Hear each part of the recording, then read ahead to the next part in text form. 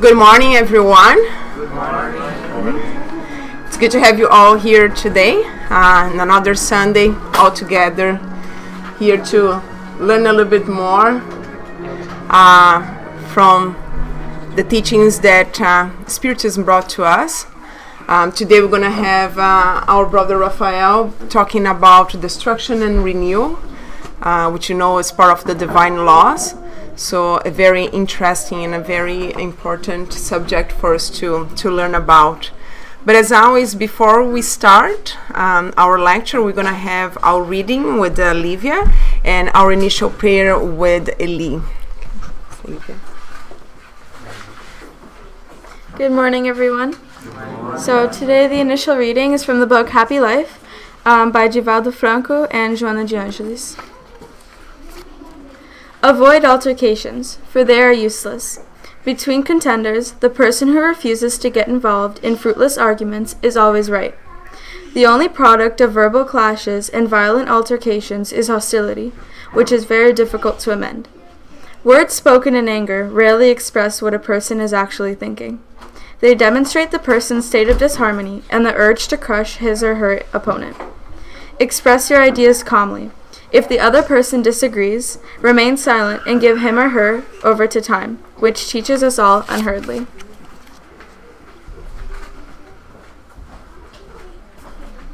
Good morning, everyone. Let's concentrate on our God, Creator.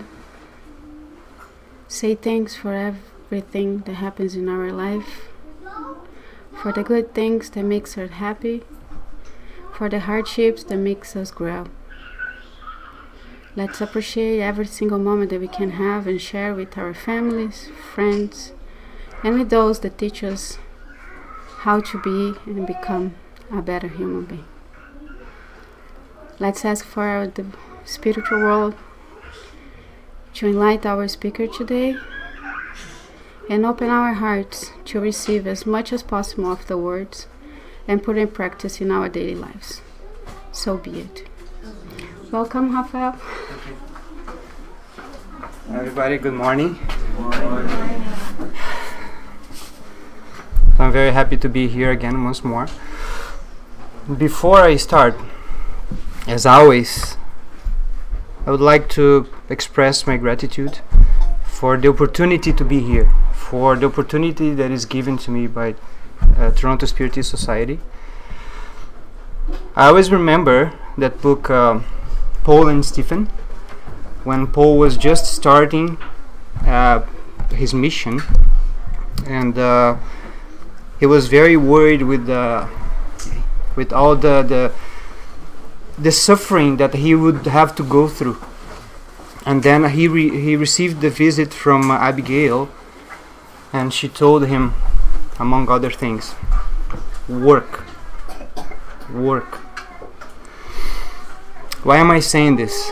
Because the opportunity that we are giving to work, it's an opportunity to diffuse our own darkness.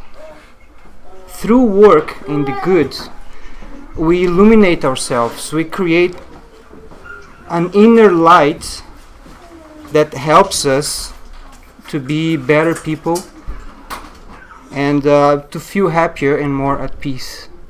So that's why I'm always thankful to be here, because this work helps me to be a better person too.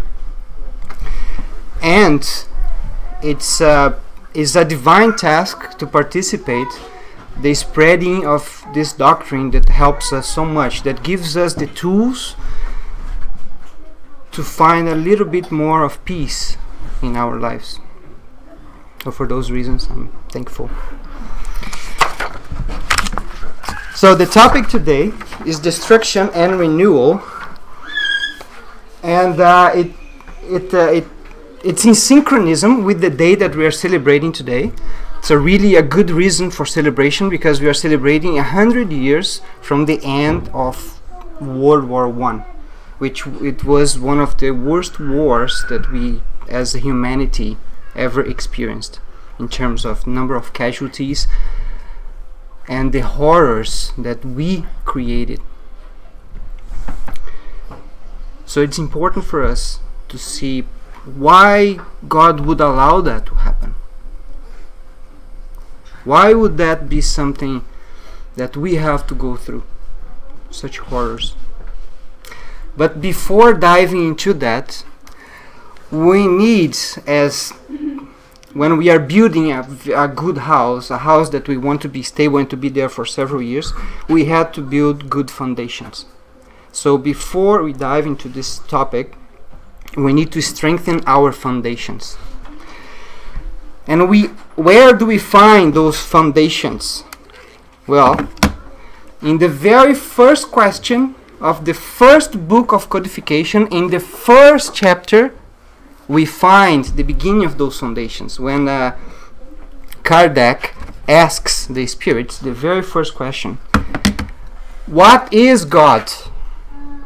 The very first thing, what is God? Not who is God, but what is God? And the Spirit of Truth answers Kardec, God is the supreme intelligence, the first cause of all things. So there's a lot for us, a lot of information to take from this answer. If we start analyzing this for a second, what is an intelligent being? So of course, we are interpreting this answer with our own knowledge, with all the knowledge that we have as humanity. So the first part, when we see intelligence, we associate that with identifying patterns and solving and finding solutions for problems. When we think about intelligence, that's how we associate with it. If you do a IQ test, that's what you see in the test. There's a lot of patterns for you to identify and try to find a solution as fast as possible. So there's a timer, and the questions are all designed to associate pattern identifying and trying to find solutions. So this tells us that it's also related to predicting behavior. We identify the pattern and then we know what's going to happen. From the pattern, we know the future, so to speak. That's what we do in science. We are trying to predict what, if I do this, if I release this amount of energy, what is it that's going to happen? So I identify the patterns, I know the laws, and I try to identify what's going to happen. Why am I doing this? So that I can control it. So then I control the future. If God is the supreme intelligence in the universe, He knows all that has happened, is happening, and is going to happen. So He knows all our patterns, and He knows where those patterns are going to take us. So this creates a situation of the most perfect balance in the universe. Since He is supreme intelligence and He is the first cause of all things, He identified the patterns, He knows what's going to happen, and He also acts on it through His divine laws that we study here. He never sleeps. He never, oops, I made a mistake, as we do in the lab and something explodes. That never happens with our lives and in the universe. It's always, anything different than that will say that God is not perfect and He's not supreme or the first cause. There's something else happening. Since we accept that as our base, everything that happens is because of His will. And this balance is never lost. And when I say balance, what do I mean by that? It's a state of perfect justice. We need to let this sink in, to absorb this, to really understand and feel this. It's a state of perfect justice in the universe. And this state never changes, never ever changes. Why is it that sometimes we think it does change? We think there's no justice in the world. It's very simple. God is immortal. So his time scale is proportional to that. Oh, not just immortal, he's infinite. That's the word I was looking for. He's infinite. So his time scale is different than our time scale. Our time scale is a week, a month, a year, a lifetime. What is 80 years or 90 years? We keep growing our lifespan. So let's say 100 years, close to infinity. It's nothing, it's negligible. So God sees things in a time scale that we cannot comprehend. That's why we use the word infinite. What does it mean, infinite? It means that we cannot explain. We don't know, it's unknown. Actually, that's what the Spirit tells us. We use the word infinite because it's unknown and we cannot explain to you yet. Because we don't have the concept to understand. We always think about a beginning and an end. And God is beyond that.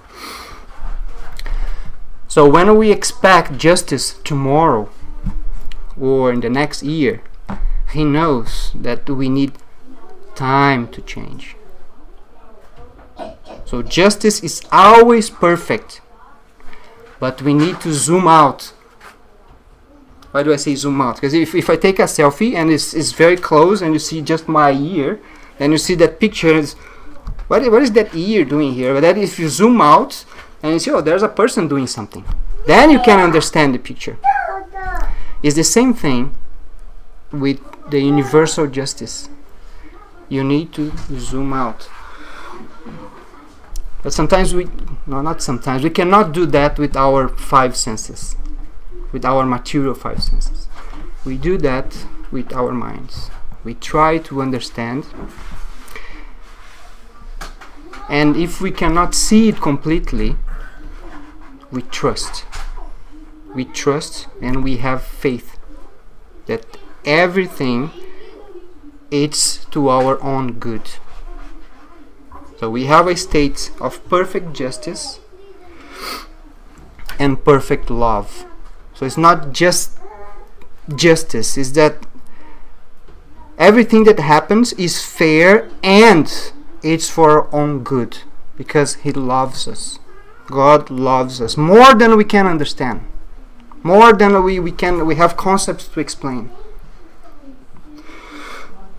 So this is very important for us to understand this base where we build our own internal temple. So we have to establish this faith. Trust God and trust in His perfect justice and really believe that that happens all the time. And no matter what happens to you, it is good for you. And it is just.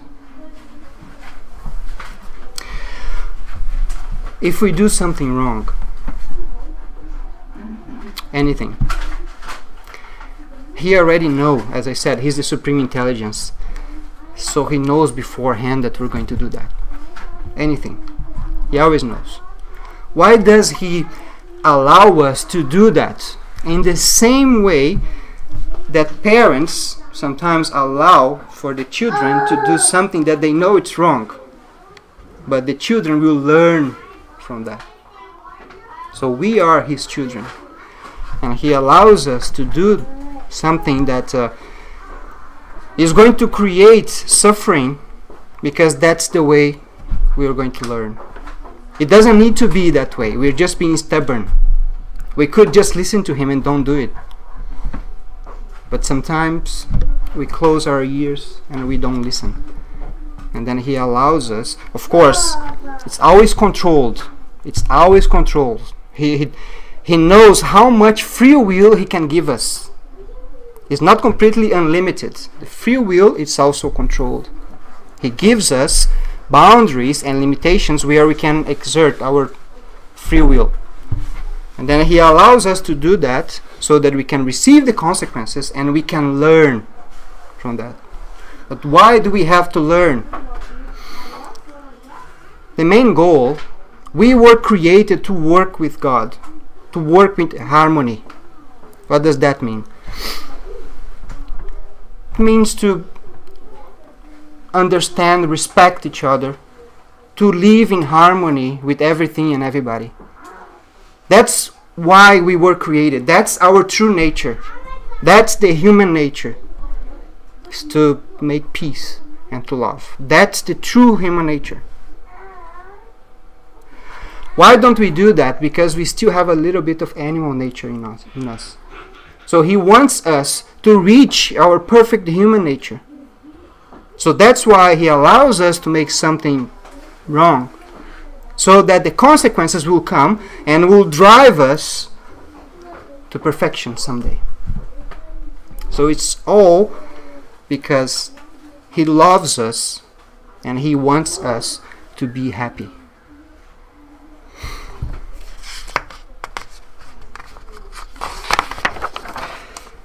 So this, after we build this foundation, after we have this faith,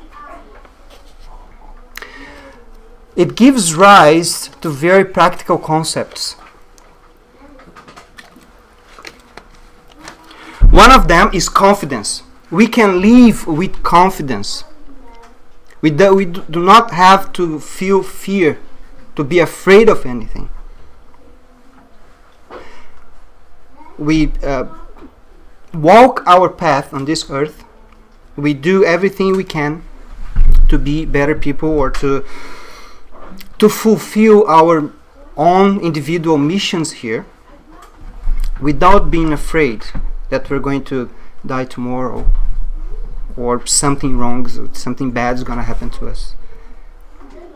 It's connected to when not Vanderlei. There was a guy from Brazil that we asked to come here, and he wrote several books. I forgot his name now. André Moreira. He was here and he gave a lecture, and he was telling us that we need to relinquish control. You guys remember that?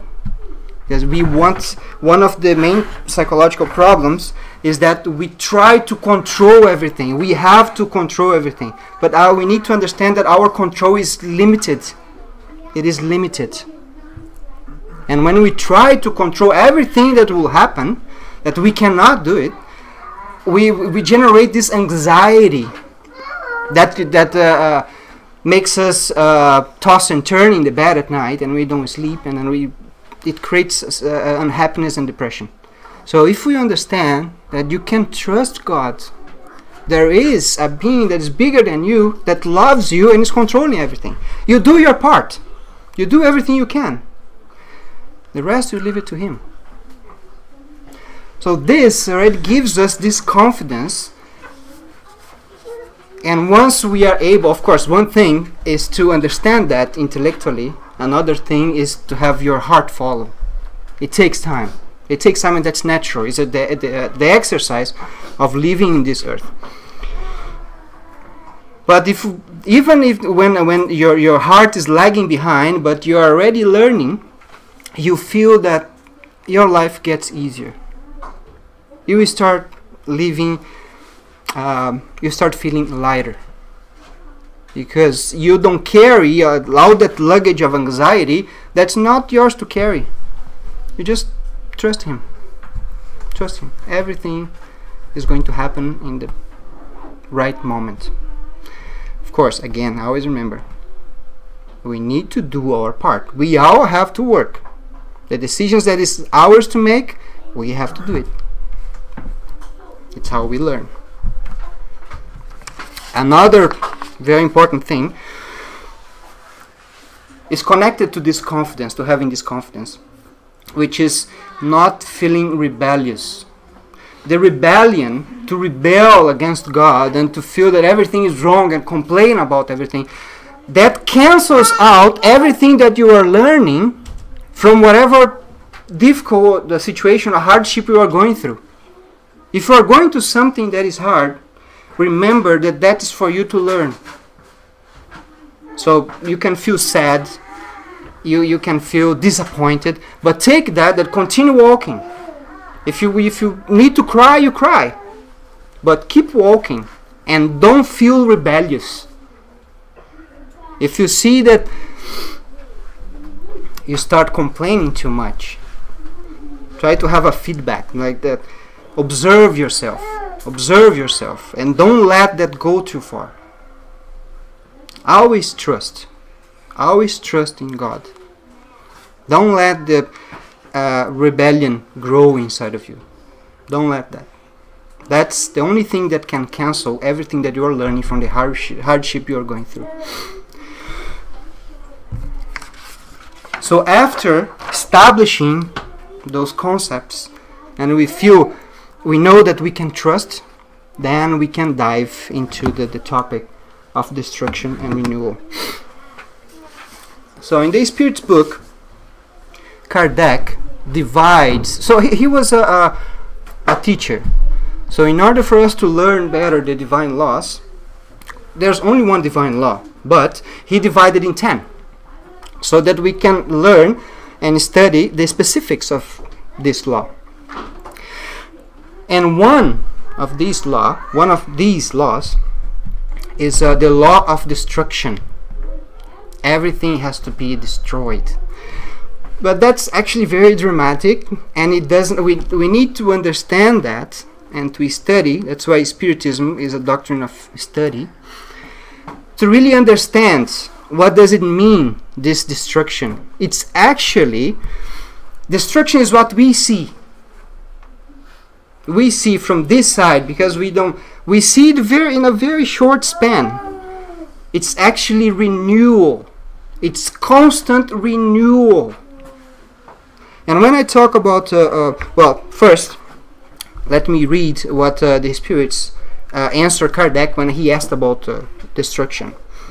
They said, and I quote, "It is necessary for everything to be destroyed in order to be reborn and regenerated.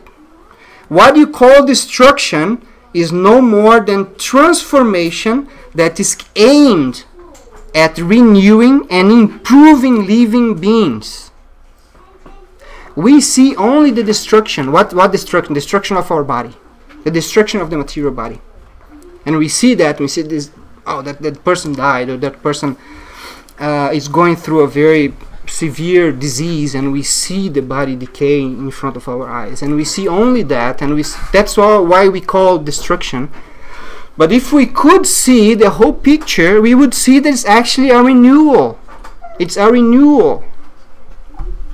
In order for us to be reborn, to grow, we need to go through that. And this is it's important to remember, because we as spirits cannot be destroyed. We are immortals. We are never going to be destroyed. We won't ever be destroyed. We should never forget that. If anything happens, this actually was in one of Haroldo Dutra's speeches. People keep talking about the end of the world, and this is going to happen, that's going to happen. What is the worst that is going to happen? We are going to discarnate. Yeah, so what? We'll continue. We'll move on. We are spirits. We are indestructible. Only our bodies are destroyed. And that is very fast. It goes very fast. It's very important for us to remember that. So if we keep focusing in our material body, we can see and comprehend reality based in only 5 senses and in a very short memory. Very short memory. Why do we have such short memory? We can barely remember things that happened 20, 30 years ago, let alone remember what happened before this incarnation. We have our memory is directly proportional to our capacity to forgive others and forgive ourselves. We cannot handle to know everything that we did wrong. We can't.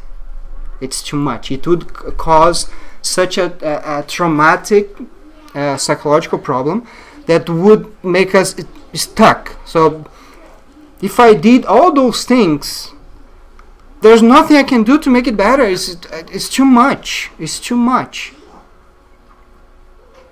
So God gives us an opportunity every incarnation to start again. So He makes you forget. So He gives you the memory that you need only to identify your own impulses. Everything you need to know about your previous incarnations is already in you. So you just see what is your inclinations. You see what are the things that is very hard. You know that is wrong, but you keep doing it, keep doing it, keep doing it. It's very hard for you to change.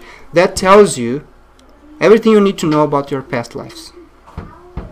We don't need to remember everything. We can't remember everything. As we improve and as we grow, we are allowed to remember more and more and more and more and more, because we start getting stronger. But because we have this short memory and very narrow range of sight and hearing, there's a lot of spirits here, incarnate and discarnate, but we don't see them. Those walls, they don't create any limitation for them, but we still see only solid walls. This is because our narrow range of perceiving reality. So if we base our understanding on those five senses, we see little, we form erroneous concepts, and we remember nothing. So that's why we need to try with our minds. Our minds have no limitations, only the limitations that we give it.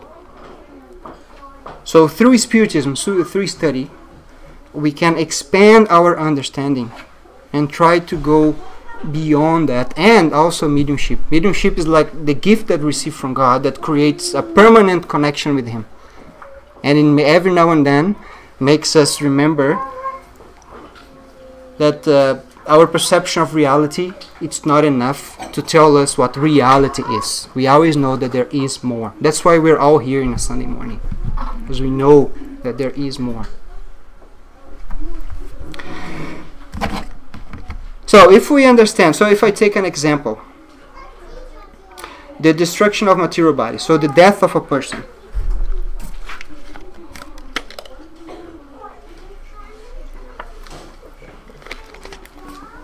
So we see, or we hear, or we experience a discarnation of a loved one.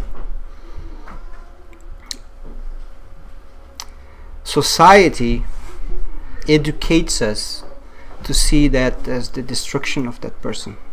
So we have to grieve. We have to accept that that person is gone. If we can see a little further than that, if we could understand what I believe that someday we will be able to, all that person went through in the centuries, several lives, and all the improvements that that person went through, how that person is today and how that person was before, we'll see that the destruction of the material body, it's negligible. It's negligible. What matters is how much happier the person is today. Because of our current degree of evolution, death is a huge change of dimension. We go from seeing the person to not seeing the person anymore and not being able to communicate all the time. That's what happens to us today, and that's what creates all this notion of destruction. But that is changing already. That is changing. We are able to perceive a little bit more. We need to focus on the renewal, the necessity of transformation. But that brings another thing. Does that mean that when I go to a funeral I should congratulate people? Or I should go there and see the person who stays here, of the familiar person that lost a loved one? Person's going through suffering, and we go there, sit down beside that person, we start explaining divine laws. There is a time for the intellect, and there is a time for the heart. There was one time where a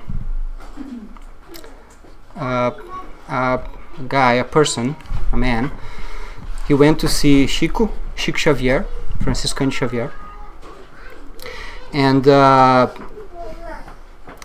loved one, a person, someone from that man's family had just discarnated, and the person was really suffering a lot, and he was there to see Chico, to look for consolation. So Chico, he hugged the person for a long time, and they both cried together. He didn't say anything. He didn't say anything. He just stayed there. From all the divine laws, the most important one is the law of love. This understanding is what builds up our faith. And we need to understand that our heart is always lagging behind. So we understand so that we don't get desperate. So someone just died, and we are going to miss that person. Of course we are going to miss that person. Our nature, our human nature, is to like each other, to want to be close to each other, to make friends, and to love everybody. That's our human nature. So if someone goes away, we miss that person, and it's okay to be sad. If we need to cry, we cry. What is not okay is to be desperate and rebellious. And when we see someone that is in that situation, suffering, perhaps the best way is just to be there, just to sit beside that person. Just be there. The moment to talk and the moment to explain, if ever, will come later. When we have here our mediumistic groups, we receive a lot of discarnate people, and when the spirits come, we never say, you know you're dead. We don't say that unless the spirit already knows, the spirit already understood that on its own, because this is a very traumatic experience. So you know you don't have a body anymore, you know that you're dead.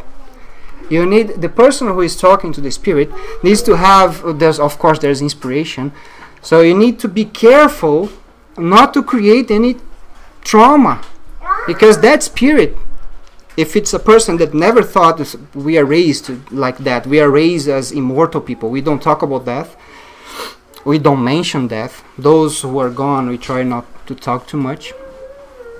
So then when it's our turn, when reality comes and it's time for our renewal, and we see ourselves on the other side, we cannot understand what is happening. So we just block our memories, we block that happening of our own death, and we keep living as if we were still incarnate.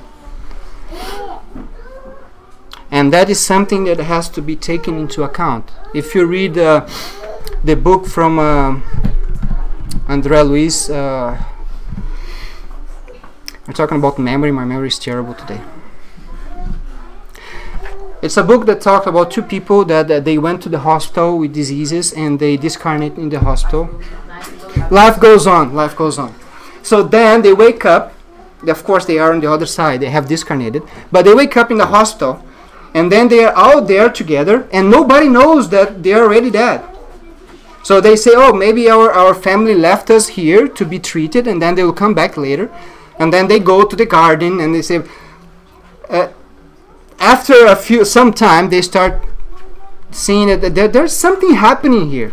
There's a lot of secrets. People that don't want to explain us what is really going on here.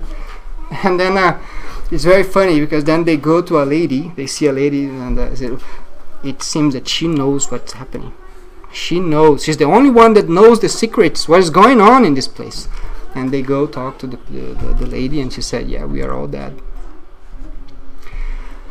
And after that, they go to take sections. Each one of them go individually to take sections, psychological sections, so that they won't have that trauma. So to understand what they did and why they are there. So they are all really careful. So we need to remember that when we see someone that is suffering from the discarnation of another person, we need to exert our sympathy. And sometimes we don't need to explain anything. We feel that urge. We say, oh yeah, but I know all this. I study in Spiritism. I read the Spirit's book, so I want to go there and explain that person that you don't need to be sad. Sometimes it doesn't matter how much you study. When someone goes and continue its journey to the other side, we feel it. We feel it too, because we miss the person. We still want the person to be here, sitting by our side, talking every day. But the cycles of renewal are not the same. Sometimes it's our turn, sometimes it's their turn, and we need to accept that. But the good news is, we are only going to be separated for a very short time, because we are indestructible. We are immortal. And our human nature is to be together. So we are going to be together again. In a much better situation. Better than now. We're all going to be together. It doesn't matter. It's only a short time span. How long is that? We can say, oh, but 50 years is a long time. I just turned 41 yesterday, and the day before yesterday I was 18. So it keeps going faster and faster. So time is a perception. When the spirits tell us that we are going to be separated only for a very short time, it means compared to our immortal lives. We can be separated for a whole lifetime, but that is still nothing comparing for how long we have existed. André Luiz tells us in the Evolution in Two Worlds, that finally has been translated, so we can all read Mechanism of Mediumship and Evolution in Two Worlds, and he tells us that it took 2 million years for us to reach humanity. 2 million years. We have been around for a long time. Long time. There are family members that we love that we don't even remember now. We feel them around us, but we don't remember them. And we are going to meet them again. Sometimes I think that when we go back to our home, the spiritual side, we're going to meet so many people, so remember so many people that we love, that we'll see that our family is really, really huge. Well, so this is to tell us that we need to understand the transformation, the necessity for our body to be destroyed so that we can reborn and we can be renewed, and to understand that we need to have sympathy for those who are going through suffering. We need to be careful what we say.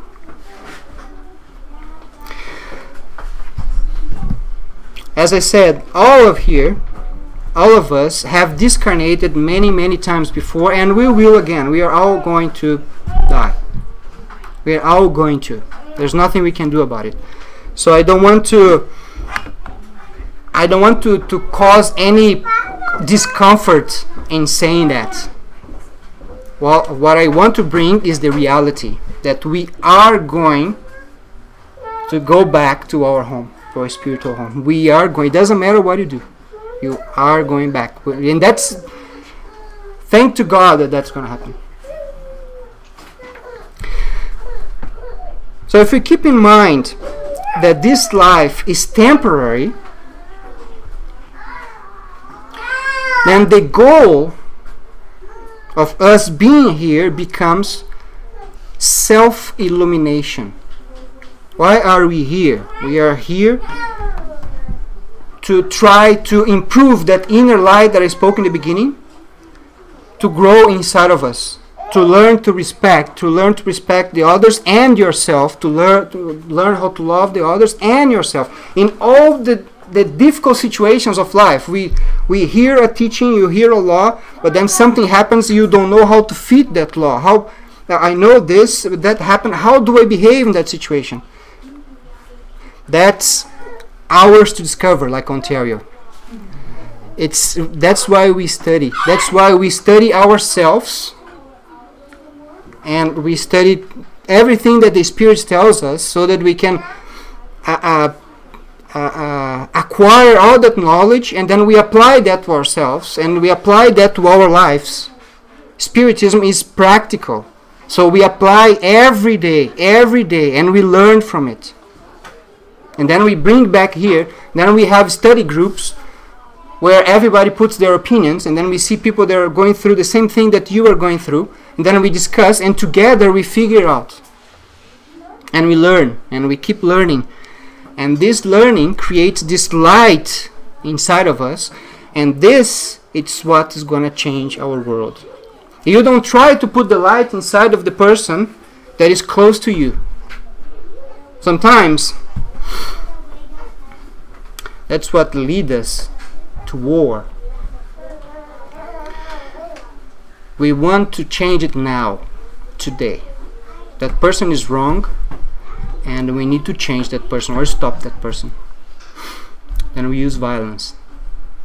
Violence helps, of course. If I kill the person, I finish the problem. For how long? I cannot kill the person. I can only kill the body. Spirit is indestructible.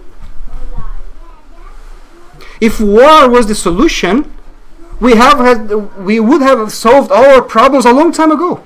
How many wars have we gone through since the beginning of civilization? It doesn't change.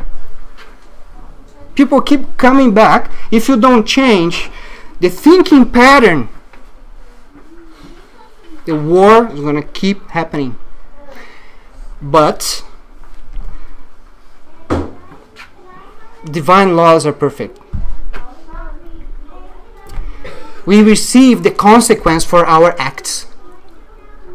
If we make war, God knows, as I said before, He knows everything. So He knows that we're going to make war. He knows that there is that, since I said that human nature is to love, to make war is a disease. Is a disease of our mind, to hate, to be selfish, to be proud. Those are diseases in our minds, in our hearts. As diseases is not the healthy state, so they're going to go away. They're going to go away.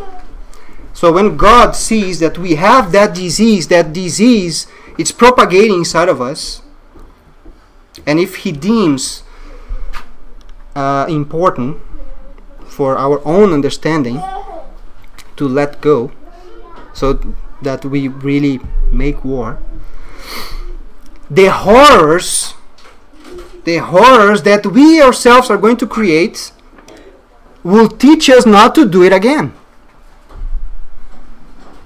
So He allowed that to happen, so that we seeing all that we did, we're going to think twice before we do it again. And we see that the world today is not as comfortable in doing war again as it was in the past. When I say past, I say 100 years ago. So we are changing. The world is changing, because as I said, that's a disease It's not supposed to be permanent. It's going to go away. We are going to heal. How long is it going to take for us to heal? God's time scale. That person that wants to make war, maybe that person will be with that disease state for several lives. And it's killed or died, and it comes back and wants to make war again, and then wants to make war again, and then wants to make war again. But then it reaches a state where it comes back and wants to make war. That person wants to make war again, but there's a minority. It's just that guy. Nobody else wants to make war. Everybody else learned. So that guy will be forced to learn too. That's how we change our world, little by little. And Jesus told us once, my kingdom is not of this world. So this is still a world of atonements and expiations. This is the world where we purge ourselves from these diseases of the spirit. We are still in... when Kardec divided the worlds, of course, he said himself that it's very hard to classify all the worlds that there are in the universe. We are just in a very small rock, in a very small planetary system, in a very small galaxy. So we are very small. But we still try to understand what is happening, and that's very good because it makes us develop.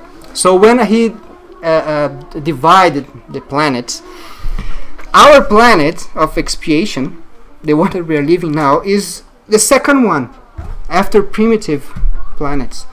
So we are just starting. So that's why sometimes we still want to make war. As I said, we always try to put the Spiritism in practice, and when I know that I'm going to present something here, I keep that topic in my head all the time. So when I was in my condo where I live, there's a gym, and I go to the gym most mornings.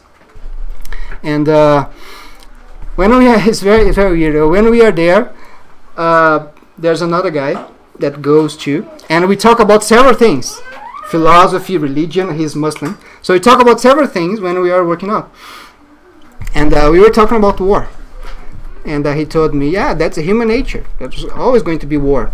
And I was thinking the opposite, but then he went to his series, and we lost track. But then I was thinking, I was observing him. So he's saying that human nature is to make war, and I'm saying that the human nature is to actually love everybody. Then I was watching him, the guy who said that his own nature is to make war. Everybody that comes through the door, he goes there and he said, "Good morning, how are you?" And he's friends of everybody. So he didn't even realize that what he said is exactly the opposite of his nature is. He was friends of everybody. He was talking to everybody.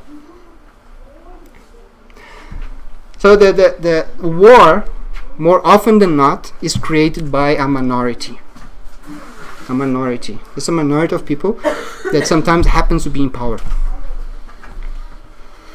As we saw, I believe it was in the First World War where the war stopped and they wanted to celebrate Christmas. So they have the interlock between France and Germany. They have the trenches. So then it was so terrible that nobody knew what to do. There was no man's lands before between French and the Allied forces and the trench of the Germans. And if you run, you die. So what can we do?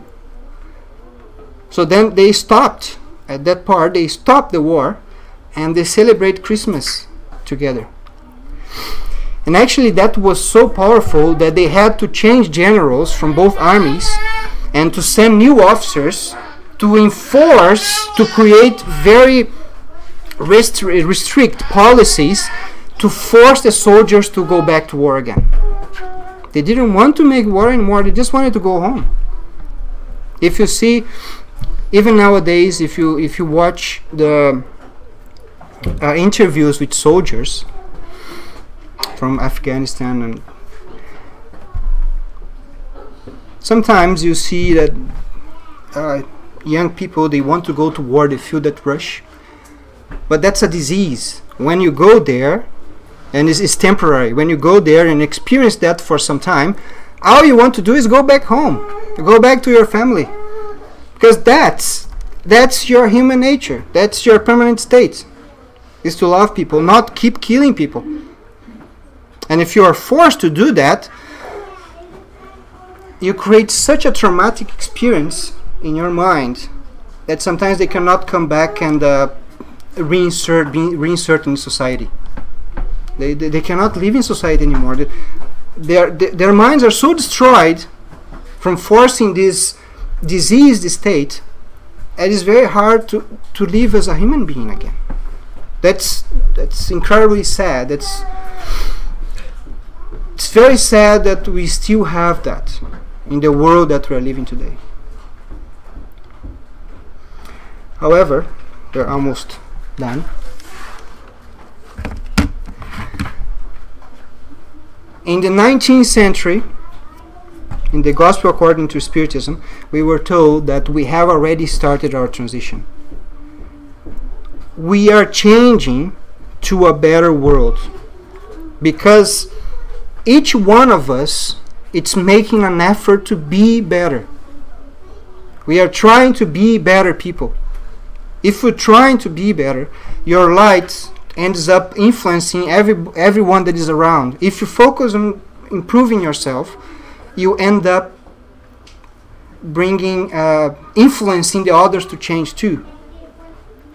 And depending on the level that you reach, the influence can go for miles and miles. Example, Chico Xavier or Francisco Xavier. It seems that we all know him and he was our friend, so we call Chico. But he was a guy, uneducated guy, very simple, in the countryside of Brazil.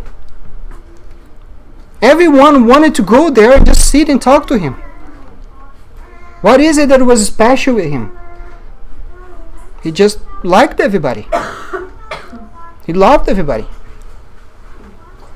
His light, by his own effort, his light spread in a very wide radius. Mahatma Gandhi, Mother Teresa, Divaldo Franco. Who doesn't want, when he comes, who doesn't want to exchange a few words? Just to say, hello, how are you? Just to see.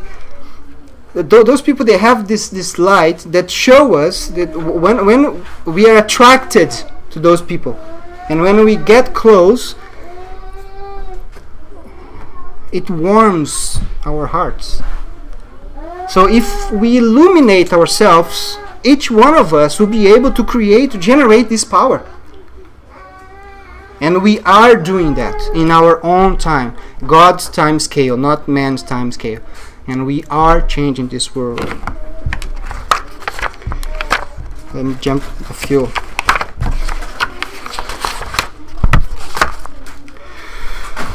If you remember that our nature is to like each other, to make friends, to make peace and not war, we'll have an active control on our actions and try to purge day by day, situation by situation, all this aggressiveness or this darkness that we have inside of us. If you see that you have a brother or sister that you interact on a daily basis, and that person, you try to express your opinion, and the person tells a lot of things that you don't want to hear. If you cannot say something constructive, just keep your silence. That's what Joanna Genesis was telling us. Confrontation is useless because it means that I have my shields up and the other person has had their shields up, and nobody is learning anything. We are just throwing rocks at each other. So when you reach that state, just close your mouth. If you cannot say something to that person, if you cannot see through that person and say something to calm down, which is one of the last states, then you just keep your silence. That's the state that I can reach. That's all I can do. If I cannot say something, but in a few situations, I had my own small victories, and I was able to keep quiet. So then you start learning what happens when you keep quiet. So the person tells you a lot of the stuff, and you feel hurt. You feel hurt. But what is it that is hurt? Is your pride. It's your pride, because you still think, what is that person to tell me that? I need to be respected. I am this, I am that, I need to be respected. Are you? What did you do in the past? Can you really demand respect? So you feel this pride hurting. But after some time, this hurting goes away, because it's just an illusion. It's just breaking the mirror. It's breaking your illusion. Then, of course, not always I can keep quiet. So when I say a word back, the wound that I create inside of me it hurts 10,000 times more than if I had just made silence. So then I learn, it's better to feel a little bit of hurted or wounded pride than to say something, because I know that whatever I say is wrong. So then I'm hurt, and my conscience is shattered, because I did what I know is wrong. So if we cannot say something that is constructive, be quiet. That doesn't mean never do anything to improve your environment. There's always a chance. There will be a chance where you're going to be able to sit down with that person or another person, and you're going to be able to debate if this is right or that's wrong. Debate, not discuss. Debate is always good. We confront ideas, and we build a truth together. If pride gets mixed in and becomes a discussion, then you say, okay, you're right. That's the best thing. So if you remember that, we all together, with our own effort, will be able to clean and renew our home and our planet. Thank you.